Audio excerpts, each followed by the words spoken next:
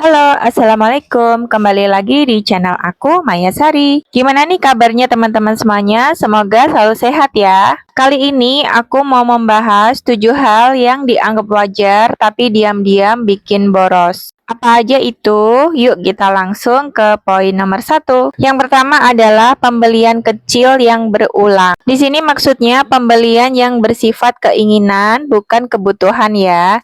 Jadi misalnya nih, tiap hari suka jajan kopi dan snack yang habisnya kisaran Rp20.000 per harinya. Jadi dihitung aja kalau 1 bulan itu ada 30 hari dan tiap hari beli kopi dan snack sebesar 20.000.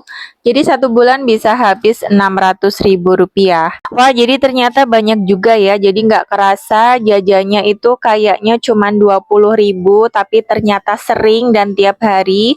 Jadi kalau dihitung 1 bulan itu bisa habis banyak. Jadi mendingan mulai batasin keinginan jajan dengan mengurangi frekuensi jajan ataupun membuat kopi sendiri di rumah misalnya. Jadi misal mau berangkat kerja daripada jajan kopi di luar, mending bawa kopi dari rumah, bisa pakai tumbler.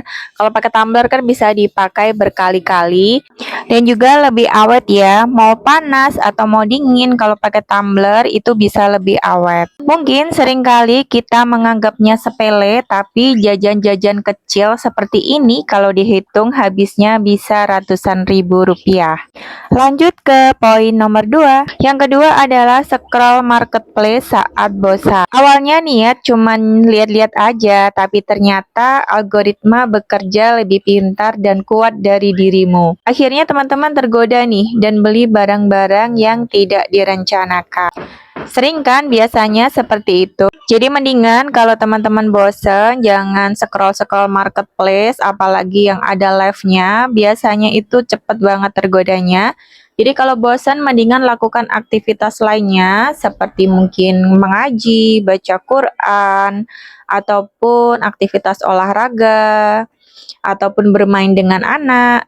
Alihkan ke aktivitas-aktivitas yang tidak berhubungan dengan marketplace ya, supaya teman-teman itu nggak gampang tergoda dan langsung check out. Lanjut yang ketiga ya teman-teman. Yang ketiga ini adalah ikut setiap kali ada yang nongkrong. Pengennya bersosialisasi tapi ternyata bikin keuangan itu enggak kekontrol. Seringkali kita kan diajak teman-teman untuk nongkrong, kemudian jajan-jajan. Sebenarnya itu adalah sesuatu hal yang nggak penting juga ya teman-teman.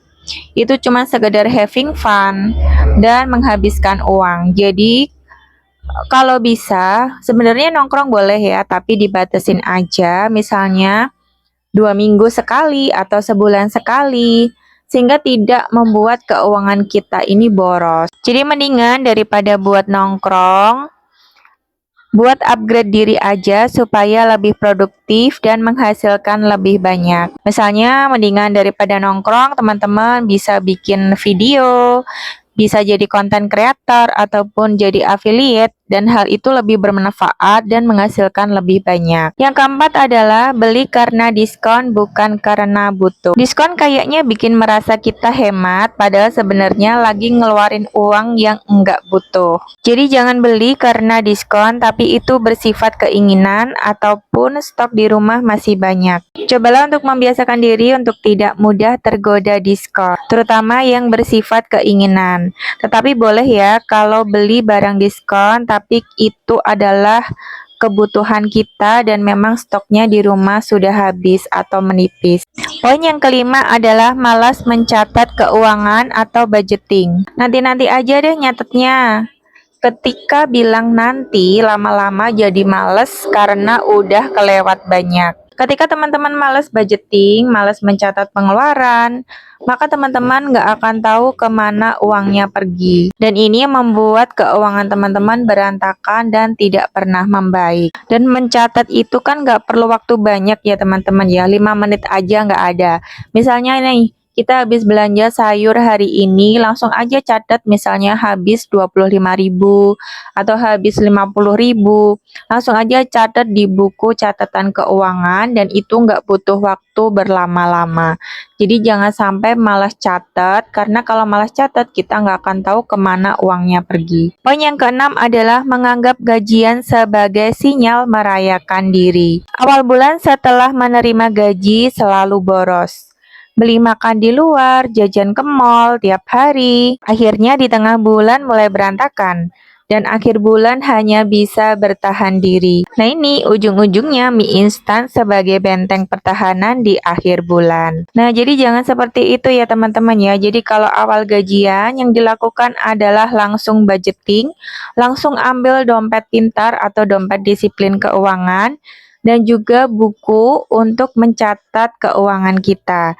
Jadi jangan sampai awal gajian langsung dibawa ke mall belanja-belanja nggak jelas tanpa catatan. Poin yang terakhir adalah nomor 7, adalah menunda hal-hal kecil yang membawa rejeki. Hal-hal kecil yang suka ditunda tapi ternyata membawa rejeki seperti halnya ibadah ya.